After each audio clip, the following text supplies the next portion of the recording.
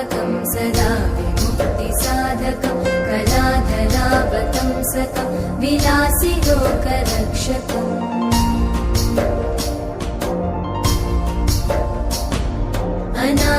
अनायकैकनायकं विनाशिते भदैत्यकं नताशुभाशुनाशकं नमामि तं विनायकम्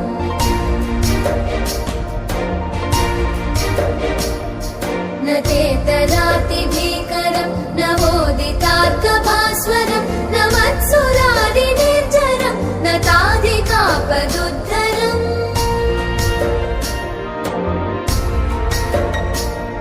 सुरेश्वरं निधीश्वरं गजेश्वरं गणेश्वरं महेश्वरं तमाश्रये परात्परं निरन्तरम्